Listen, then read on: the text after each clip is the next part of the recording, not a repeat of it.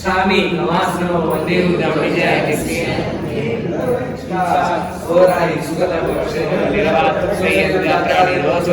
स्वामी शाता छेजी बाग माने लाभ देशोजी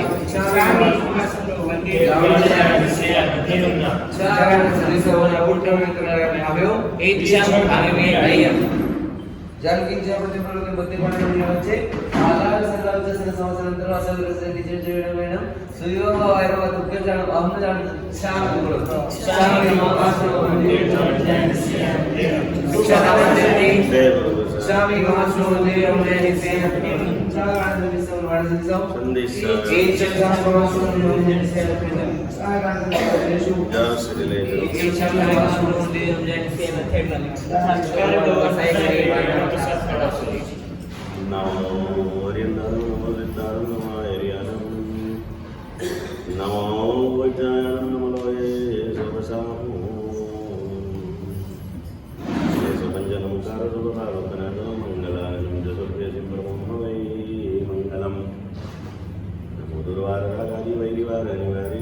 योगीनाथाय महावीराय दायिने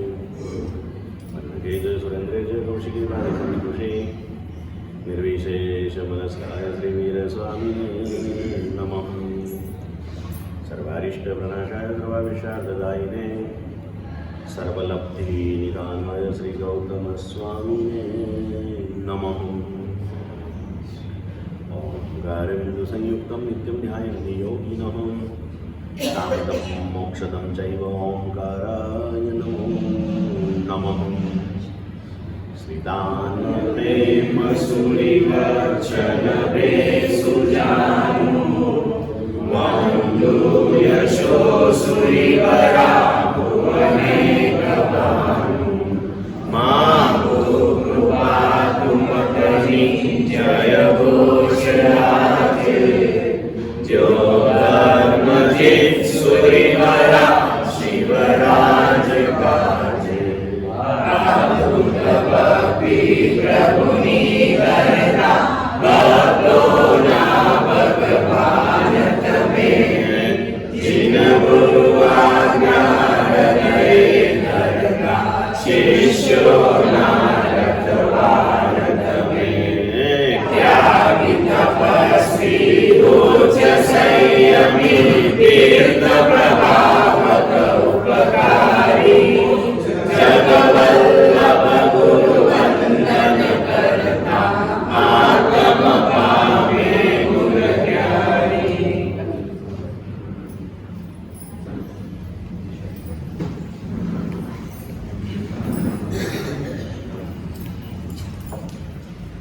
पहले वाला आ गया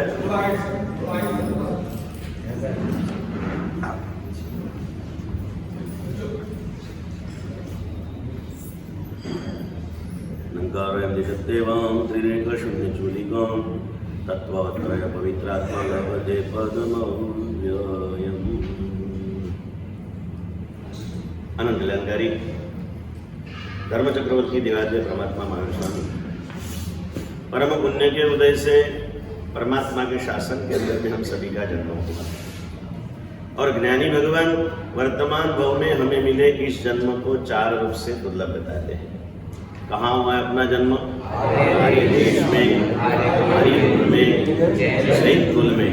मनुष्य के रूप में जब हमने जन्म प्राप्त कर लिया है तब हमें समझाते कि भाग्यशाली चार गति के संसार में इससे श्रेष्ठ दूसरा कोई जन्म नहीं है और ऐसा श्रेष्ठ जन्म अगर आपको मिल गया है तो इस जन्म में और कुछ भी करने की आवश्यकता नहीं है।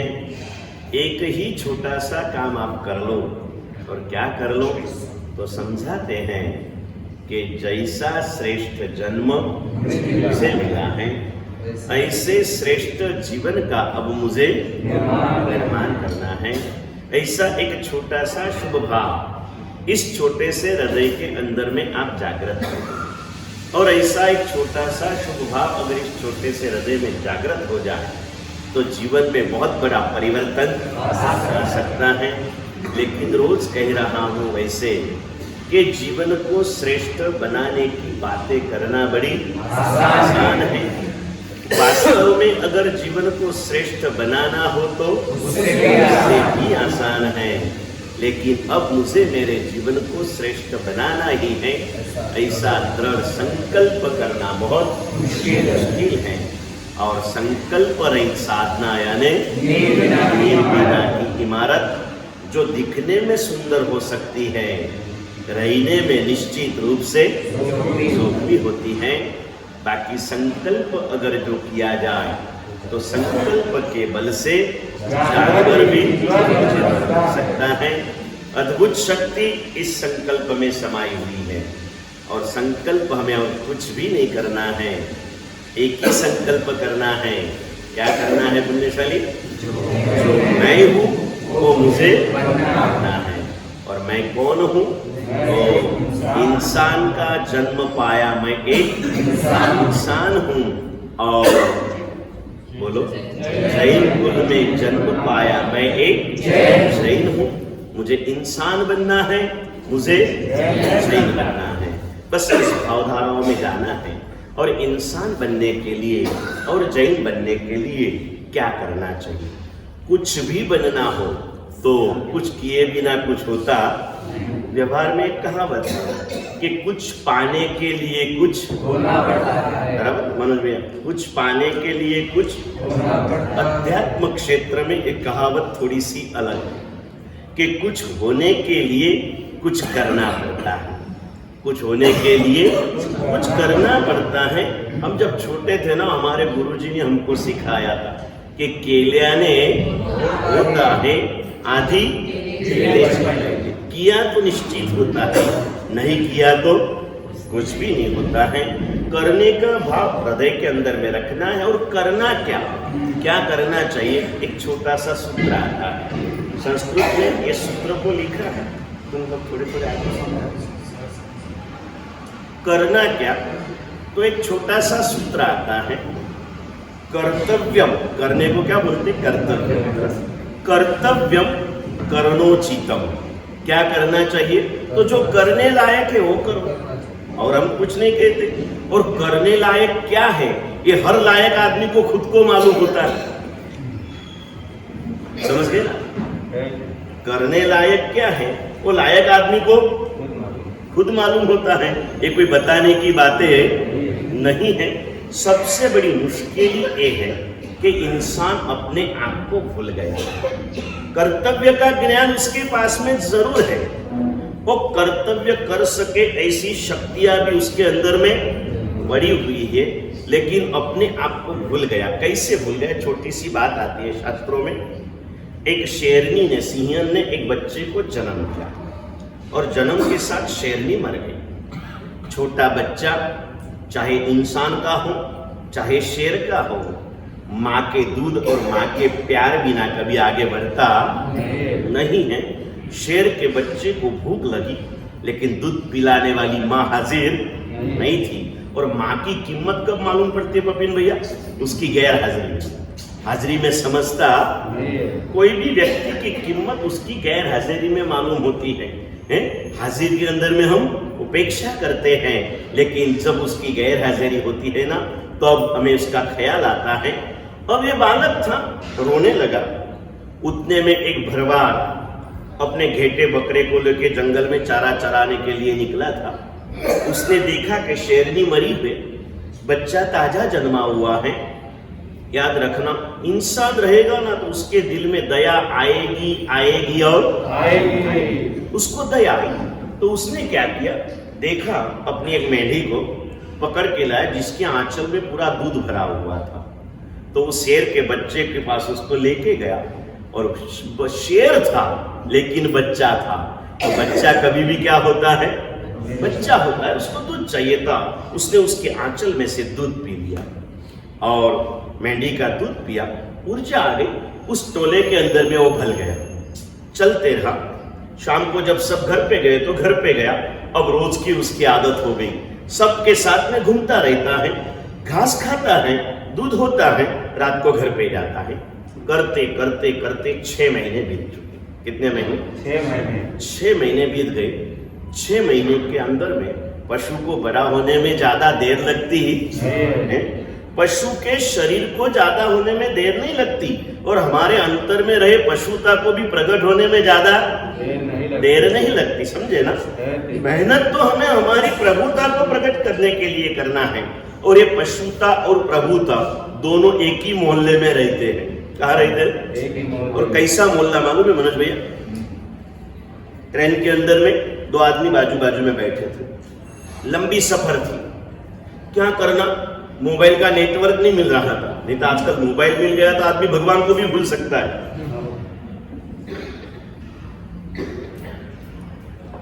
और नेटवर्क चला गया ना तो खुद से भी परेशान हो जाता है।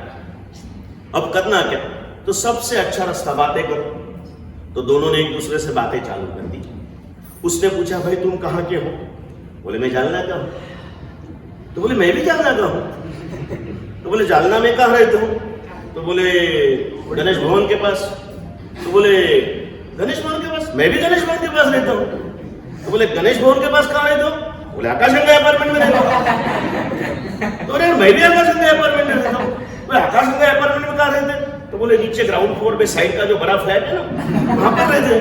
तो बोला मैं भी वहां रहता हूँ। तो तीसरे ने पूछा, यार जालना में गणेश भवन के पास आकाश गंगा अपार्टमेंट में दोनों एक फ्लैट में एक दूसरे को पहचानते नहीं? बोले हम पहचानते तो है, वो मेरा बेटा है, मैं उसका। तो फिर ये बातें क्यों कर रहे हो? तो बोले टाइम पास करने की। बाप और बेटा दोनों एक मकान में रहते हैं ना, वैसे प्रभुता और पशुता एक ही दिल में रहती है। इसके लिए कि 4 पंक्तियां मैंने एक बार आपको दी थी संभालने के लिए। है क्या आपके पास में? है क्या कौन भैया? कौन भैया बोलता भूखे पेट में मत पूछो। थोड़ा आगे तो आ जाओ, भूखे पेट धर्मेश भाई के पीछे पीछे बैठ जाओ। अजू भैया को कहीं जाना होगा, नहीं तो इतने पीछे जाते नहीं। हाँ, इसके लिए कि 4 पंक्तियां मैंने आपसे दी थी। 7 साल के पहले दी थी, वो तो आपने खो डाली थी। इस बार मैंने नया माल आपको दिया, याद है कि भूल गए? बोलो। हाँ, हिंट। एक ही पहाड़ के पत्थर में से भगवान की प्रतिमा और इस रास्ते का पत्थर का टुकड़ा बनता है। शंकर और कंकर दोनों एक ही कंदर में है। विष और अमृत दोनों एक ही समंदर में हैं। चुनाव का जमाना है, चुनाव कर लो, प्रभु और पशु तेरे अंदर में है। एड्रेस दे दिया आपको। पशु के शरीर को बड़े होने में देर नहीं लगती और हमारी अंदर की पशुता को भी प्रकट होने में देर नहीं लगती। मेहनत तो प्रभुता के लिए करना है, ये करना है। इस पशु 6 महीने में बड़ा हो गया, लेकिन जन्म से दूध किसका पिया है? बकरी का, मेंढी का पिया ना। उसके सारे भाव संस्कार ऐसे ही बन गए। बिंदास जाता है, घास खाता है। एक दिन ऐसे ही जा रहा था, बाजू में एक छोटी सी टेकरी थी, टेकरी के नीचे से सबसे साथ में जा रहा था। ऊपर टेकरी के शिखर पर एक सिंह आया। उसने देखा ये हमारी जमात का जीव इसमें भर गया, क्या बात है, ये उसकी नहीं हमारे सारे जमात की बेइज्जती है। उसको गुस्सा आया, उसने ऊपर से गर्जना कर दी तो बकरियां मेंढियां सब घबरा गई। और जब आदमी घबरा जाता है तो अकेला दौड़ता नहीं, चिल्लाता। तो चिल्लाने जब लगे ना तो उसने ऊपर से दूसरी गर्जना की। तब शेर का बच्चा थोड़ा रुक गया, वो भी संगनी प्राणी है। विचार में चला, यार ये आवाज में और मेरे आवाज में फर्क आती है। मेरा आवाज तो ऊपर वाले जैसा दिखता है। रुक गया, बाकी की मेंढियां भाग गई। इसने इधर नजर किया, ऊपर वाले ने तीसरी गर्जना कर दी ना, इसने सामने गर्जना कर दी और ऊपर की तरह। आज तो वो भूल गया था कि मैं सिंह हूं, आप भूल रहे हो कि मैं बराबर। अपने यहां कैसी कैसी बातें आती। बचपन में जो हमारा खून जिससे बनता है, वो जैसा दूध हमारे खून में जाता है ना, वैसे हमारे संस्कार बनते हैं। छोटी सी 1-2 बातें करना चाहूंगा आज। राजा स्वर्गवासी हुए, राजपुत्र राजपद पर बैठे।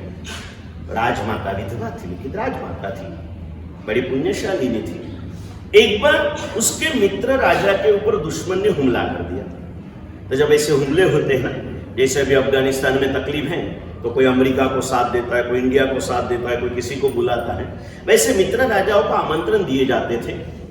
और इस राजकुमार की ताजी शादी हुई थी और इसके पास भी मित्र राजा का दूत आया, बात कर दी। उसने दूत को कहा रुक जाना, मैं मां को पूछ के आता हूं। क्षत्रिय के बच्चे के लिए ये सबसे बड़ी शर्म की बात है। जब युद्ध का अवसर आता है तो उसके खून के अंदर में एक ऐसी गर्मी पैदा होती है, वो किसी को पूछने के लिए रुकता नहीं, अनुमति नहीं चाहेगा, आशीर्वाद लेने के लिए। इसने पूछा, उठ के मां के पास गया, मां को पूछा मां ऐसा ऐसा है, क्या करूं? मां ने कहा पागल, तूने मुझे पूछने पर बाकी रखा, गलती तेरी नहीं है, गलती उस दीन की है, गलती उस दीन की है जिस दिन मैं नहाने को बैठी थी और तू रोने लगा तो उतने में दासी ने एक छोटा सा बकरी का दूध तुझे पिला दिया। मैंने बाहर आकर के देखा दासी पिला रही थी, मैं एकदम आकुल व्याकुल हो गया और मैंने मुंह में उंगलियां डाल डाल के वो दूध तेरे पेट में से निकाल दिया। लेकिन लगता है कि उस समय के 2 बूंद तेरे पेट में रह गए होंगे। बाकी क्षत्रिय का बच्चा और युद्ध का अवसर आ जाए और ऐसी कायर जैसी बातें करे ना, ये अंदर में गए कमजोर दूध का क्षत्रिय का बच्चा बाहरी दुश्मनों के ऊपर आक्रमण के समय में और किसी के पूछने की राह देखता है तो भाग जाता है। जैन का बच्चा अंदर के दुश्मनों से लड़ने की जब बात आए ना, तब कभी आगे पीछे देखता, लेकिन हम देखते हैं। इसका कारण हमारे पेट में गया हुआ दूध है। और दूध कैसे गया, मैं कई बार कहता हूं मनोज भैया, सीता जी की मुक्ति के बाद रामचंद्र जी वगैरह जा रहे थे, विमान में बैठ के जा रहे थे, साथ में हनुमान जी थे। अचानक हनुमान जी ने विनती किया, भगवंत इसे नीचे मेरी माता रही है, आप उसे दर्शन देने के लिए पधारिए। और हनुमान की भक्ति लाजवाब थी ना, हनुमान की भक्ति की इतनी लाजवाब है, कितने कितने वर्णन शास्त्रकारों ने किए हैं। हनुमान को राम के बिना और कुछ नहीं चाहिए था, राम के बिना कुछ नहीं चाहिए था। राम के अंदर में वो तो क्रोध बन गए थे। हनुमान विनती की, भक्त की विनती को भगवान ने स्वीकार किया। नीचे विमान उतरा, एक बड़े पेड़ के नीचे महासती अंजना जी बैठे हुए थे। हनुमान बड़े उल्लास के साथ इन लोगों को बोला इधर पधारो। हनुमान दौड़ते रहा, मां मां मां।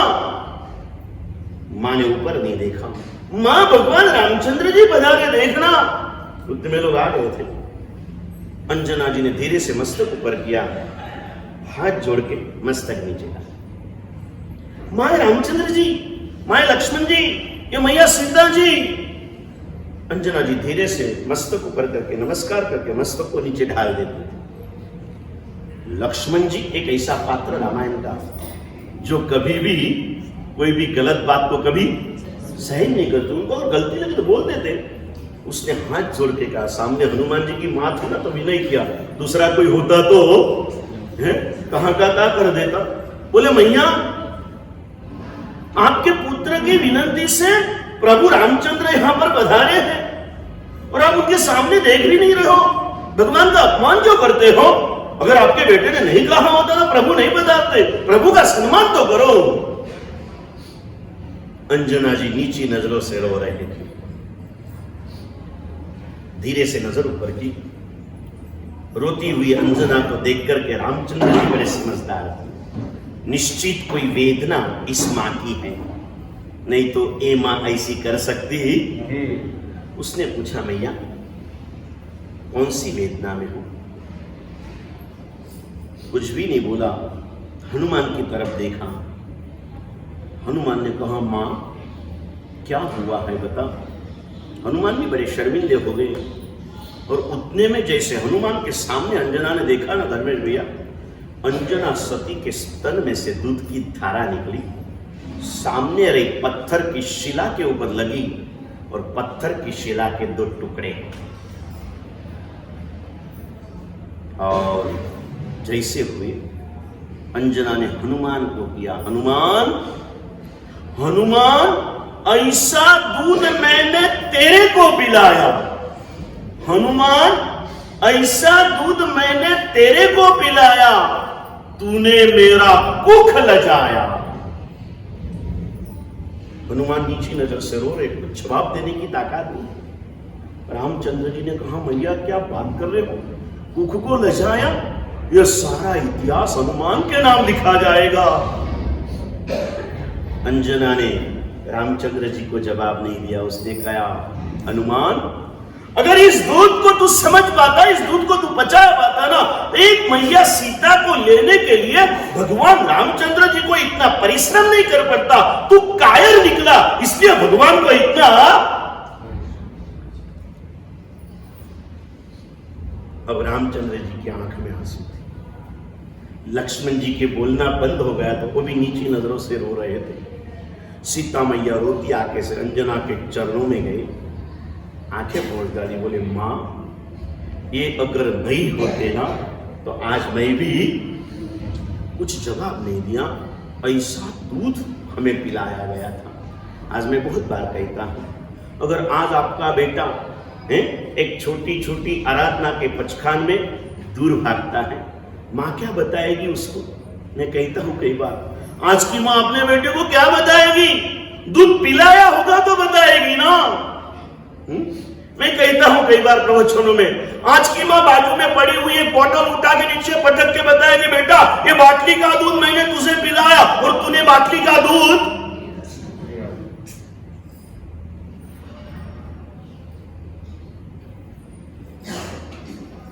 कम से कम 12 महीने अपने हृदय का अमृत अगर अपने संतान को पिलाया जाए तो बच्चे का जीवन कभी जहर नहीं बनेगा, जीवन कैसा बनेगा।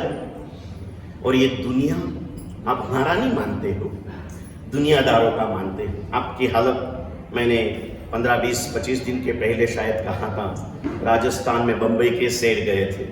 मैं बहुत खुश हूँ पपिन भैया, कोई नया अभ्यास नहीं करता, ऊपर जाके 22 घंटा आराम करता हूँ, वही बातें रिपीट करते रहता हूँ।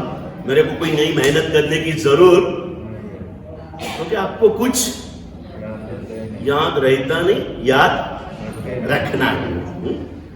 इसे दिन के पहले कहते आप कैसे लोग हो? मैंने कहा था जालना के अंदर में, जब मैं नागपुर जाते समय आया ना, मेरे रात के प्रवचन भैरव जी के दरबार में बैठते थे। आपको याद हो या ना मुझे पता नहीं, वहां बैठते थे। रात को पूरा हॉल खचाखच भर जाता था। जालना वालों ने इस 10 साल में इतना पा लिया। अभी संतोष व्रत का स्वीकार किया। मुझे कल कुशल ने पूछा कि गुरुदेव संतोष और समाधान में फर्क क्या है? संतोष और समाधान में फर्क क्या? मैंने कहा कि एक पाने की वृत्ति जो है उसके अंदर में जो भी मिला, अभी पूरा मिला नहीं है लेकिन मिल रहा है। आज इतना मिला, ठीक है, ये संतोष। चाहिए तो जितना मिल गया तो समाधान। नहीं बोले तो एक ही लगता है। फिर मैंने बोला चल दूसरी भाषा में समझाता हूं। लोभ वृत्ति का जो नाश होता है उसे समाधान कहते हैं। समाधान की व्याख्या वहां पर कर दी। इधर प्रवचन चलते थे और उस प्रवचन में मैंने एक बात कही कि हम साधु साध्वी जी भगवान आपके समाज के लिए इतनी मेहनत कर रहे हैं, इतना पसीना बहा रहे हैं, लेकिन आप में जो चाहे वो परिवर्तन दिखता नहीं है। कारण क्या होगा? और मैं डॉक्टरी थीम पे चला गया प्रकाश में। जब फैमिली डॉक्टर जो होते हैं ना, पेशेंट 2-3 दिन में अच्छा नहीं हुआ तो क्या करते? ब्लड चेक करा लेते। क्या करा लेते? डायग्नोसिस करने के लिए ब्लड चेक कराते। मैंने सोचा कि ब्लड चेक करा लूं, लेकिन किसका करूं? इतना बड़ा समाज।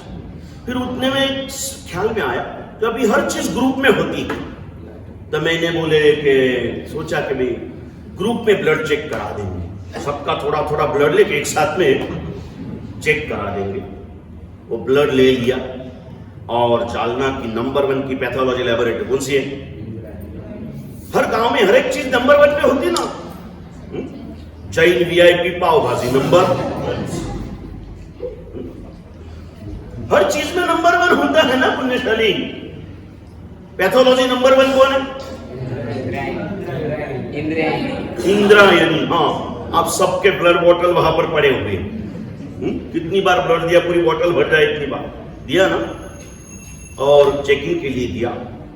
और उसका जो रिपोर्ट आया ना मंटू भैया, वो पढ़ने के बाद में पहले तो मैं एकदम बेहोश जैसा हो गया और फिर होश में आ गया।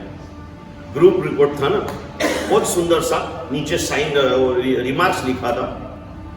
क्या लिखा था बताओ आज? हमारे छोटे महाराज को मालूम। और वैसे भी डॉक्टर ऐसी बातें नहीं बता दे। कौन बता दे? कंपाउंडर बता दे। ये रिपोर्ट आपको हमारे चेले सुना दे। बोलो ना, ये भी बड़े भी नहीं है, ना बोले तब बोलते हैं, बोलो कहे तो नहीं बोलते।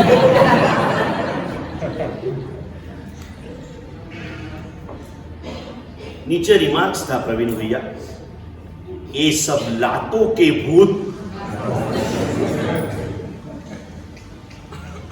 कितना भी समझाओ नहीं समझेंगे। और फिर जब बारी ऐसी आएगी कि समझने का समय बीत गया। आज भी समय आपके हाथ में है। कल्याण मासिक आता है हमारे यहाँ, 60-70 साल से जैन शासन में जिसकी चलती है। उस कल्याण मासिक में पहले एक टॉपिक आता था, अलग अलग सब्जेक्ट रहते ना, उसमें एक टॉपिक था कि हजी हाथमा छे बाजी, समझीने सुधारी लइए, बाजी हजी हाथमा छे। और इसी बात को एक सज्जाय के अंदर में कवि ने लिखा है कि हजी हाथमा छे बाजी,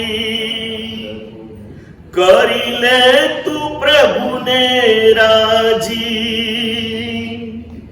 कर तारी मूड़ी ताजी, पामर प्राणी, चेते तो चेताऊ तने, पामर प्राणी। अभी बाजी हाथ में है। बहुत लोगों को जब धर्म की बातें करते हैं ना, नमोरियंतानम के नम की बात आज करने जा रहा हूं, इसके लिए कि ये भूमिका बना रहा हूं पुण्यशाली। जब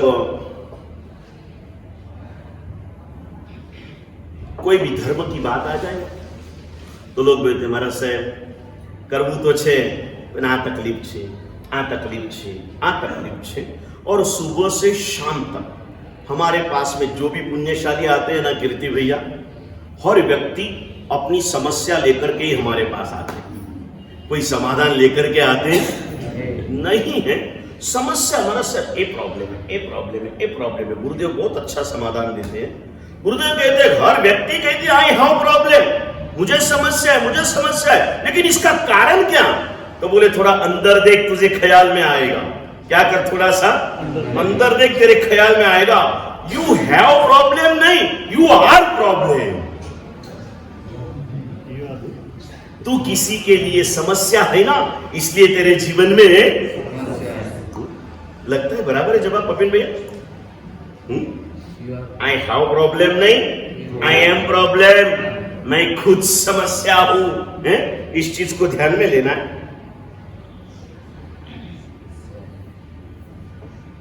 कौन सी बात कर रहा है?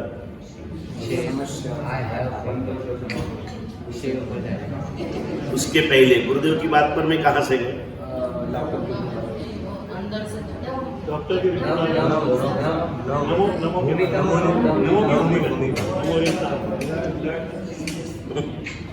लाखों के भूत बातों से नहीं मारते। वो तो सब मुझे याद है। चलो ऐसे ही होता है, बस यही चीज हो गई है ना, हमको सारा याद रहता है लेकिन हम सेंटर पॉइंट को ही भूल जाते हैं। सब लोग ये बात करते हैं कि महाराज जी ये प्रॉब्लम है, अनुकूलता नहीं है, प्रतिकूलता है, प्रतिकूलता है, प्रतिकूलता है। मैं उनको कहता हूँ देख भैया, तुझे ये प्रॉब्लम है, तुझे ये प्रॉब्लम है, तुझे ये प्रॉब्लम है, अब सबका जवाब तो मैं नहीं देता, मेरी एक आदत है, करीब करीब सब जवाब मैं प्रवचन में दे देता हूँ। ऊपर आने के बाद में मनोज भैया मुझे बहुत बार पूछते बोलिए, मैंने कहा मेरा बोलने का सिर्फ नीचे 1 घंटा होता है, 23 घंटा आपके लिए रख दिया है, बोलते रहो। समस्या लेके जब आते हैं ना तब मैं व्याख्यान में अजू भैया जवाब देता हूँ। मैंने बोला तू बोलता है तुझे ये प्रॉब्लम, तुझे ये प्रॉब्लम, तुझे ये प्रॉब्लम। मैंने बोला एक बात सुन ले, ये प्रॉब्लम शब्दों को पहले समझ ले कि प्रॉब्लम शब्द क्या है। मैंने कहा पानी को इंग्लिश में क्या कहते हैं? वाटर। अनाज को क्या कहते हैं? फूड। बराबर। कपड़े को क्या कहते हैं? हाँ? वैसे मैंने कहा संसार का इंग्लिश नाम क्या है? संसार को इंग्लिश में क्या कहते हैं? प्रॉब्लम कहते हैं। संसार मतलब समस्या, समस्या मतलब संसार। और इसीलिए तो संसार की व्याख्या हमारे प्रकाश भाई को पूछो, देशी गुजरात में वडाल की व्याख्या है, वडाल की संसार एक वाक्य में व्याख्या करવી હોય તો શું ધર્મેન્દ્રભાઈ કરાય? બાપાનો બધો વારસો લીધો છે, થોડો આયલો ને કહેવતોનો વારસો જहाँ આ મેહુલભાઈ ગામે ગામના પાણી પીવે છે ને, કયું પાણી જાગી જાય ખબર ન પડે ક્યારે। હા, સંસારની વ્યાખ્યા જા 3 સાંધોત્યા 13 તૂટે એનું જ નામ સંસાર। 3 સાંધોત્યા 13 टूटे तो समस्याओं को सुलझाओ ना, दूसरी 4 आकर के खड़ी रहती है। कहां पर भी इसका अंत नहीं आने वाला।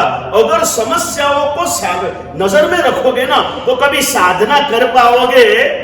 मैं कहता हूं रोहित भैया सबको कि जीवन में अगर धर्म करना हो तो एक ही अनुकूलता, શું કીધું સુભાષચંદ્ર में? एक अनुकूलता જોવાની। શું अनुकूलता? હું જીવી રહ્યો છું એ अनुकूलता। बस मैं जिंदा हूं ना, यही अनुकूलता। मरने के बाद में क्या होगा कोई पता नहीं। और मैं कह रहा हूं मरना निश्चित है, कुछ करे या न करे एक दिन मरना तो निश्चित है। और मरने के बाद में 2 में से एक गति में हमें जाना। कौन सी 2 गतियां? एक दुर्गति, एक देवगति। एक दुर्गति और एक देवगति, 2 में से एक। क्यों बोला मैं? दुर्गति 2 है, पशु गति और नरक गति 2 दुर्गति है, उसको एक में ले लिया और देवगति को बताया, तो मनुष्य गति क्यों नहीं बोला? क्या हमारा जन्म देवगति पाने के लिए होगा? नहीं, ये बड़ी गलती। स्वाध्याय होकर के ऐसी गलती मत करो, समाज को कोई अलग रास्ते पे ले जाओगे। हमारा जन्म देवगति में जाने के लिए नहीं है, लेकिन आज समय ऐसा है कि हम इससे अच्छी गति में जा सकते नहीं है। समझ गए ना पुण्यशाली? आजकल बोलते रहे पैसादार आदमी कहां जाएगा? जाके अमेरिका जा सकता है, चांद के ऊपर अभी तो जा सकता।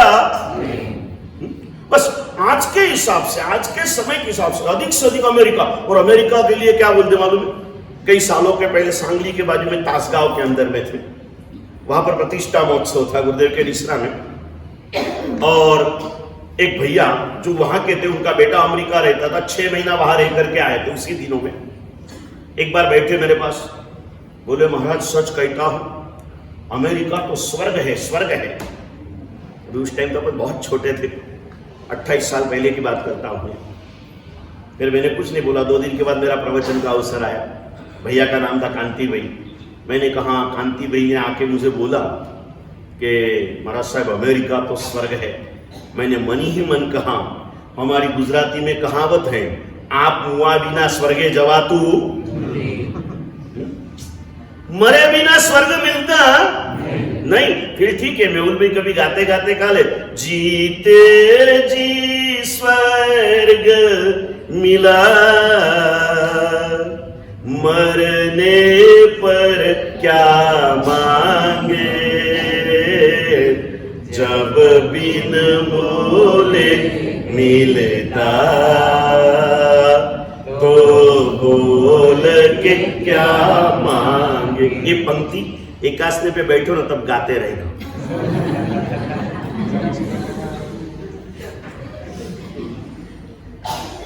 तो एकासना हमारा संगीत में बनता जाएगा। मैंने कहा गुजराती में कहावत है, आप मुआ बिना स्वर्गे जवातु। और आपका एक अर्थ होता है आत्मा। आत्मा को भूले बिना कोई अमेरिका जा नहीं सकता। वो समय ऐसा था। आज तो अमेरिका बहुत बड़ा परिवर्तन हो गया। सत्संग मिलते रहे, गुरु भगवंतों के ऑनलाइन प्रवचन लोग सुनते हैं। कई ऐसे हमारे पंडित वर्यों वहां जाकर के उनके सत्संग वहां पर होते हैं, या बैठे बैठे ऑनलाइन क्लासेस वहां पर चलती है। यहाँ पर बैठे हुए आप लोगों को कुछ पढ़ने की इच्छा ही नहीं हो रही है, आप अपने आप को ज्ञानी मान करके जी रहे हो। अमेरिका, एंटवर्प, अफ्रीका, दुनिया के देशों के अंदर में यहाँ बैठे बैठे हमारी तपोवन संस्कृत पाठशाला है, वहां की एक छोटी सी रूम में बैठे हुए वहां के पंडित जी रोज 400 से 500 student Singapore, Antwerp, America, London, UAE, हर देश के लोग एक साथ में वहां पर पढ़ रहे हैं। आपको तो घर आंगन में गुरु आए हैं, पढ़ने की जरूरत। और मैं बड़ा पॉजिटिव थिंकिंग वाला हूं मनोज भैया, मैं कहता हूं इनको ठपका मत देना। मुझे किसी ने बोला क्यों, मैंने बोला ये लोग अभी वेकेशन में है, वेकेशन में अभ्यास करने का रहता मनोज भैया नहीं रहता। मुझे किसी ने पूछा तो मैंने कहा देखो ये लोग पूर्व जन्म में अवधि ज्ञानी थे, अगले जन्म में केवल ज्ञानी बनने वाले हैं। अभी उनका क्या चालू है? हाँ, वेकेशन में पढ़ाई थोड़ी होती है, वेकेशन में तो खेलना, खाना, घूमना फिरना यही करना है, और यही तो हम। हाँ, पूर्व भाव में आप अवधि ज्ञानी थे धर्मेश भैया, देवलोक से आए हो, देवलोक में कौन सा ज्ञान होता है? और अगले भाव में आपने भगवान से रिजर्वेशन करा लिया, महाविद्या में जाने वाले हो, 8वें साल में दीक्षा लेने वाले हो, 90 साल में केवल ज्ञान मिलने वाला है। एक आज टिकट कैंसिल हो गई, ट्रेन कैंसिल हो गई, तो 2-4-50 भाव के बाद में जाएंगे, लेकिन जाएंगे तो इसका नाम समाधान। मोक्ष आज मिले या 500 भाव के बाद मिले, मिलने वाला है ना, जब मिलने वाला होगा तब ये समाधान करना। मरने के बाद में मनुष्य गति इसलिए नहीं बोला, नरक और तिर्यंच 2 गति दुर्गति है, देवगति व्यवहार से सदगति है, क्योंकि देवगति में भौतिक सुखों की प्रबलता है। मनुष्य गति इसलिए नहीं कहा कि मनुष्य मरकर के फिर से मनुष्य होना इन लाखों करोड़ों में एकाध व्यक्ति बन सकती है, और वो बड़ा जोखमी काम है। मनुष्य मिट के मनुष्य बनने के लिए हमें जो सम्यक दर्शन, धर्म, श्रद्धा प्राप्त हुई ना, उसे थोड़े समय के लिए भी एक बार तो खोना पड़ता है। और खोए गए उस सम्यक दर्शन को अगर किसी ने लूट लिया ना, तो फिर से उसे पाने के लिए अनंत जन्म मरण के चक्कर में जाना पड़ता है। वो हमारे साथ में आदमी है ना पंकज, अभी 4-5 दिन के पहले दूसरा एक आदमी आया था कैटरिंग वाला, तो उसने बोला कि भैया मुझे मेरे मम्मी से बात करना है, तेरा मोबाइल दे देना। और 1 मिनट के लिए उसने मोबाइल दिए, 4 दिन हो गए, 5 दिन हो गए, अभी तक मोबाइल मिला नहीं मिला। अब देखना क्या क्या होता है। उसको प्रमोद भाई और भावेश भाई ने बोला तू 4 आंबेल कर ले, तेरे को मोबाइल लाके देते। उसने 1 आंबेल परसों किया, कल का पारना किया, आज दूसरा आंबेल सुबह सुबह है, गुरुजी मेरे को 55 दे दो। मैंने बोला किसका? बोले वो क्या किया था उसने? आंबेल। हाँ, बोले आंबेल का 55। मैंने बोला क्यों? तो बोले मैं 4 आंबेल करूंगा ना, तो वो अंकल है ना, वो अंकल अभी आए हो, हाँ वो अंकल जो है ना, हाँ वो अंकल मेरे को मोबाइल देने वाले हैं। हाँ, वो अंकल मुझे मोबाइल देने वाले हैं। मैंने बोला एक बार खोया गया मोबाइल अगर 4 आंबेल करके मिलता है तो मजूर आदमी भी आंबेल कर लेता है। एक बार हाथ में से खोया गया मानव का जन्म वो पाने के लिए अगर एक उद्धार करना पड़े तो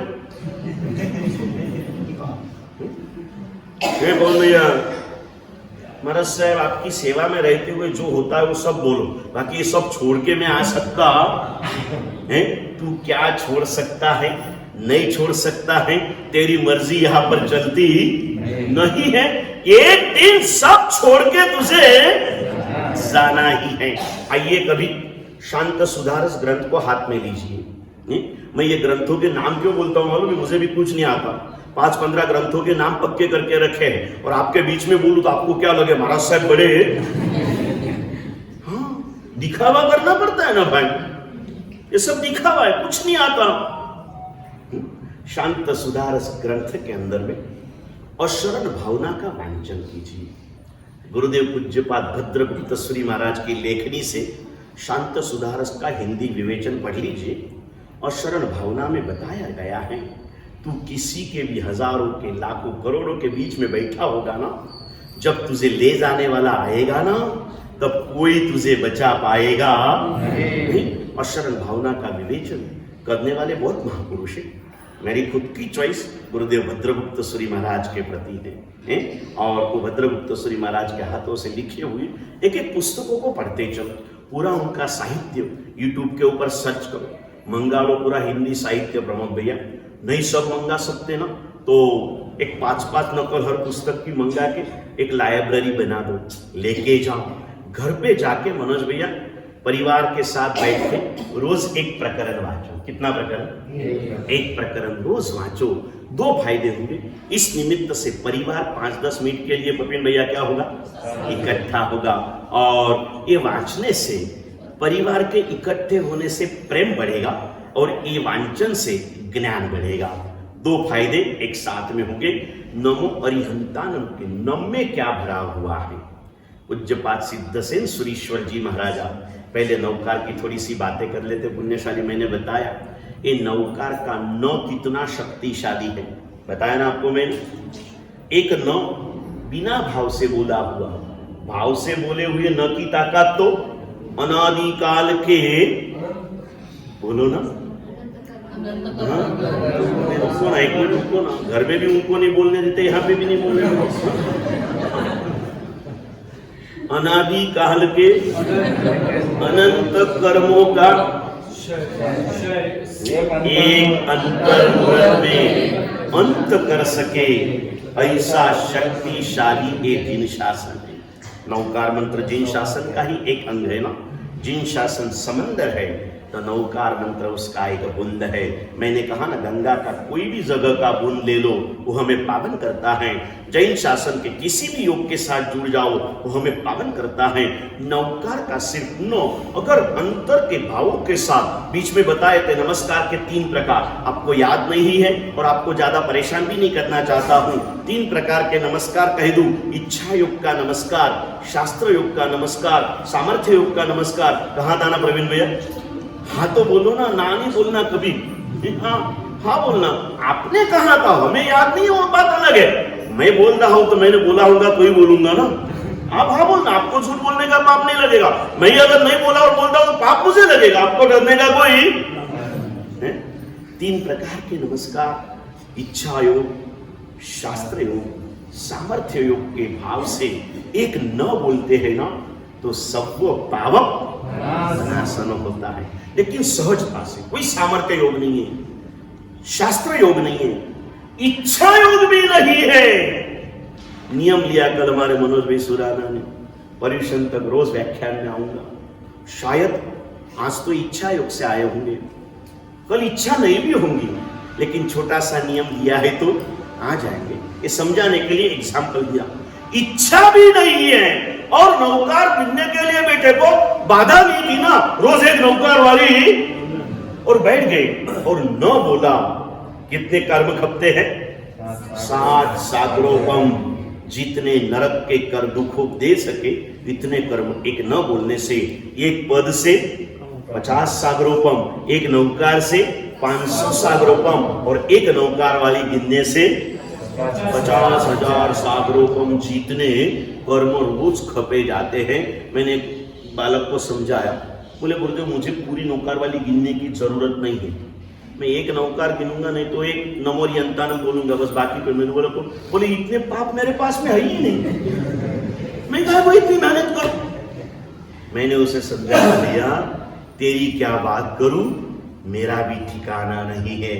इस आत्मा की सत्ता में कर्म 4 प्रकार से होते हैं। सत्ता में, उदय में, उदीर्णा में, बंध में, बंध उदय उदीर्णा और सत्ता 4 विभाग। इस आत्मा की सत्ता में इतने कर्म पड़े हैं, इतने कर्म पड़े हैं। 50,000 सागरोपम जाने दे, 50,000 सागरोपम जितनी बार तू नरक में गया ना तो भी खपेगे नहीं। इतने कर्म इसकी सत्ता में पड़े हुए हैं। ये कब उदय में आएगा कोई भरोसा, जब तक नहीं आए तब तक खपाने का प्रयास कर ले, अच्छे दिन तेरे आ जाएंगे। पुण्यशाली करते रहो। इस नौकार की और एक विशेषता बताता हूं। एक ज्वाला मालिनी देवी की कृपा मिलती है तो हम जाप करने के लिए तैयार हैं। एक माँ पद्मावती की कृपा मिलती है तो अम्बेल करने के लिए हम तैयार हैं। और कोई छोटे से एकाध देव देवी की कृपा मिलती हो मंटू भैया तो हम साधना करने के लिए तैयार है ना। धंधा बराबर नहीं चलता, किसी ने कहा कि माँ लक्ष्मी माता की उपासना कर ले, जाने के लिए तैयार है। सरस्वती माता की उपासना ज्ञान देती है, माँ लक्ष्मी माता की उपासना धन देती है, ज्वाला मालिनी की उपासना सौभाग्य देती है, पद्मावती की उपासना हमें सर्व प्रकार की अनुकूलता देती है। आगे बढ़ो। ऐसी एक नहीं, दो नहीं, 100, 200, 500 नहीं, नौकार के एक एक अक्षर के ऊपर 1008 विद्या देवियों का निवास स्थान है। क्या है? एक एक अक्षर पर 1008 मल्टीप्लाई बाय 68 कितनी हुई? जल्दी बोलो ना। है प्रकाश भाई, તમને આવડવું જોઈએ। અમારા દાદા હાથને આવું પૂછે એટલે બીજી મિનિટે જવાબ આપે। ધર્મેશ ભાઈ કાગળ પર ગુણાકાર કરીને આપે અને સ્મિત હોય તો 68,544। क्या बात है, बैठे बैठे बड़े सेठ जी है? ये आंकड़े बहुत छोटे लगते हैं ना। चलो 68,544 विद्या देविया नौकार के अंदर में वास किया है। एक नौकार गणो कितने देवियों की कृपा मिलती है। फिर उसमें महालक्ष्मी भी आ गए, उसमें सरस्वती भी आए, उसमें ज्वाला मालिनी, पद्मावती, चक्रेश्वरी, मां अंबिका, आपकी सारी कुल देवियां इस नौकार मंत्र का अधिष्ठान करती है। अगर और इन मन करना हो तो क्या करो भाई, याद रखना, व्यापार में मॉल पड़ती का कारण है, अध्यात्म में नौकार के मॉल का अनुसंधान चढ़ती का कारण। व्यापार में आए हुए मॉल कई छोटे छोटे धंधे वाले को घर बिठा दिया। नौकार के मॉल में जो आते हैं ना, वो बाजू वाले को गिरा के नहीं आते, सबको साथ में लेके चलते हैं। नौकार मंत्र एक अद्भुत मंत्र, अद्भुत साधना, ऐसा ये नौकार मंत्र है पुण्यशाली। और इस नौकार मंत्र की साधना में जाना है नमो अरिहंतानम का नौ। इसमें कुछ अलग तत्व भरा है। नमो सिद्धानम का नम, इसमें कुछ अलग तत्व भरा है। नमो अरिहंतानम के नम में क्या भरा हुआ है, लिख रहे पूज्य सिद्ध सेन सुरीश्वर जी महाराज। नंकारोयम दिशत्येवं त्रिरेखो शून्य चूलिको। ये नम कैसा है? 3 लाइनें हैं, 1, 2 और 3, और उसके ऊपर एक बिंदी है। नंकारोयम दिशत्येवं त्रिरेखो शून्य चूलिको तत्वत्रय पवित्रात्मा लोभते पदम अव्ययम। ये 3 रेखा जो है ना धर्मेश भाई, ये 3 तत्वों की सूची है, सूचक है। 3 तत्व कौन से? सुदेव, सुगुरु, ज्ञान दर्शन चारित्र तो 3 रत्न है। 3 तत्वों में क्या आता है? सुदेव, सुगुरु, सुधर्म।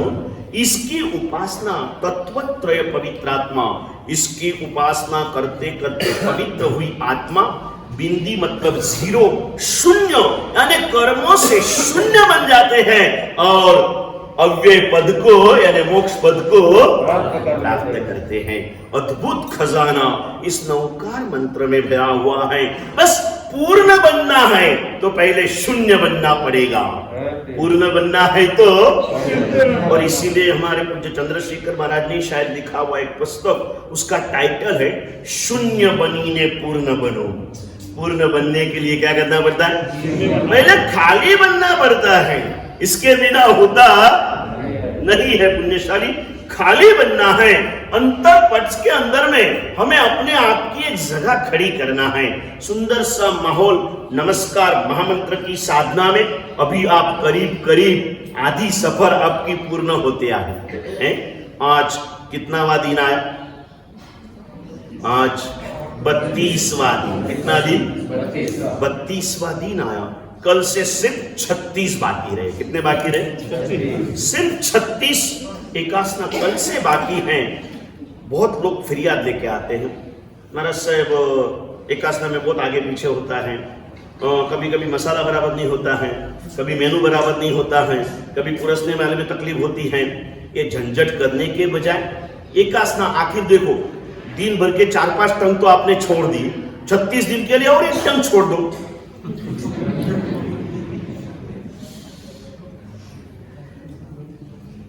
झंझट ही नहीं ना, मिर्च कम है, मिर्च ज्यादा है, नमक कम है, तेल ज्यादा हो गया, कोई झंझट ही नहीं, छोड़ दो। क्या छोड़ दो? हाँ, 1 टंग छोड़ दो। इसलिए मैंने टंग छोड़ने का बोला भी। एक गांव में बोला 1 आस्था छोड़ दो, तो उसने वास्तव में छोड़ दिया 1 आस्था। यानी अभी खुलासा के साथ बोला। समय आया है, कैसा कैसा माहौल हमारे यहाँ बन रहे हैं, चारों ओर के समाधान। एक छोटा सा खुलासा कर दूं, कल जाहिरात की थी कि भावनगर के अंदर में 1008 मासिक श्रमण चालू है, लेकिन वो समझ फर्क थी। मासिक श्रमण की भावना से 1008 लोगों ने अट्ठम कर लिए थे। अभी वहां 200-250 लोग मासिक श्रमण की साधना कर रहे हैं। वैसे दूसरी एक जगह पर 2200 लोगों ने मासिक श्रमण चालू किया था। हाँ, बोरीवली और कांतिवली के 4-5 संघ मिलके, हाँ, राजरत्न सुरीश्वर जी महाराजा की निसरा में 2200 लोगों ने मासिक श्रमण के भावना से अट्ठम चालू किया था। वह भी 400 वगैरह लोग अट्ठम कर रहे हैं, मासिक श्रमण कर रहे हैं। यहाँ 400 है, भावनगर में 200 है। भावनगर के 200 और जालना के 2 एक समान है ना भाई? बोरीवली के 400 और जालना के सांकली। मनोज भैया करोगे? जितने भी मनोज बैठे हैं ना, सबने मास्कमन कर लिया।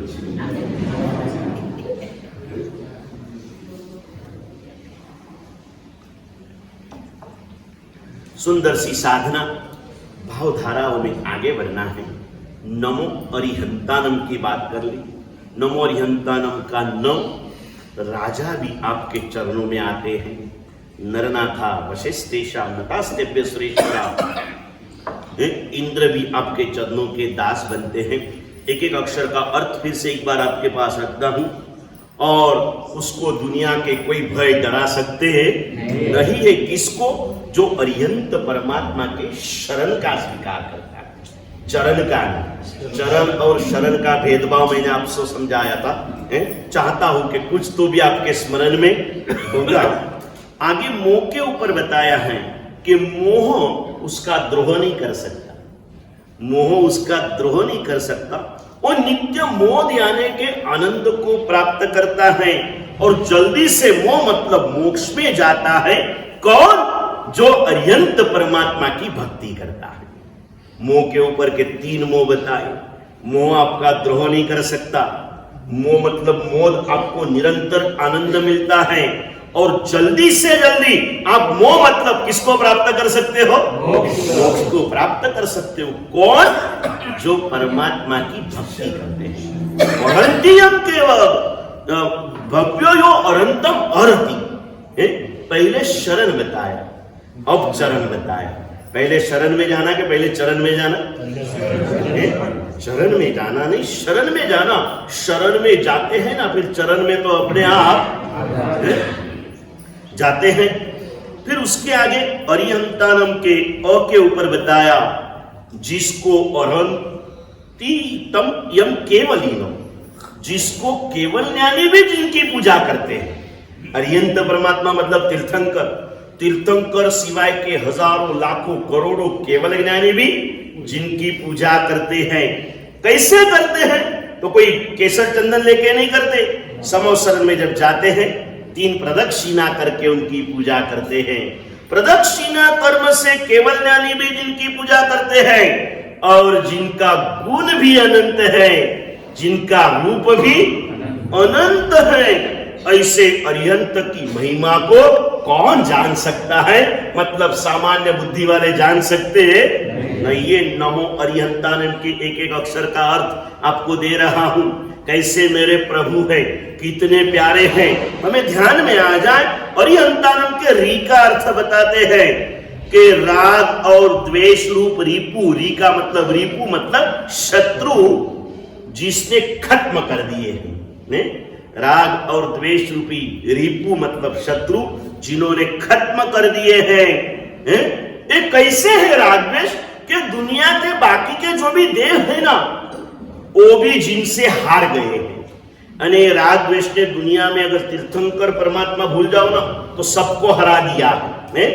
जिन्होंने सब दुनिया को हरा दिया है, ऐसे राग और द्वेष रूपी अंतर रिपु को जिन्होंने जीत दिया है, ऐसे जिनेश्वर को मैं भावपूर्वक नमस्कार करता हूं।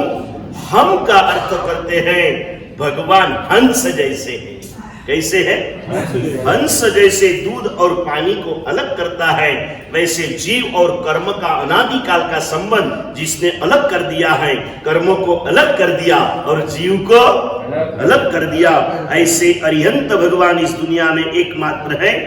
उसके आगे अरिहंतानम, ता के अंदर में लिखा ताइन मतलब हमारे रक्षक है। ताइन मतलब क्या? रक्षक। किससे? तो कर्म बंधनों से हमारी रक्षा करने वाले, भव सागर में डूबते हुए हमें तारका मतलब तिराने वाले। ताकि दो बातें बताई, ताइन मतलब रक्षण करने वाले, तारक मतलब तिराने वाले। और तात्विक का नाम अधिशाए, और इस संसार में जितने भी तात्विक पुरुष हैं उनके अंदर में जो सबसे श्रेष्ठ है, ऐसे तीर्थंकर परमात्मा को मैं भावपूर्वक प्रणाम करता हूं। नंकारोयम दिशत्येवं त्रिरेख शून्य चुलिको अरिहंता नम। ये नम बताता है कि सुदेव, सुगुरु, सुधर्म, नम की 3 लाइनें ये तत्वत्रय बताती है। और इस तत्वत्रय की उपासना से पवित्र हुई आत्मा ऊपर की बिंदी मतलब 0 मतलब शून्य, कर्मों से शून्य बनकर अव्यय पद मतलब मोक्ष को प्राप्त करने वाली होती है। ऐसा अद्भुत नमस्कार महामंत्र का नमो अरिहंतानम पदे पुण्यशाली, इस पद की छोटी बड़ी व्याख्याएं 1 महीने तक करने की कोशिश मैंने, बोलने की कोशिश की, आपने समझने की कोशिश की। बोलने वाला और समझने वाला इसमें से कुछ तो भी प्राप्त कर ले, ऐसी प्रार्थना चंद्रप्रभु दादा को करे। प्रभु और कुछ नहीं चाहिए, अक्षर तो एक माध्यम है, लक्ष्य हमारा एक ही है।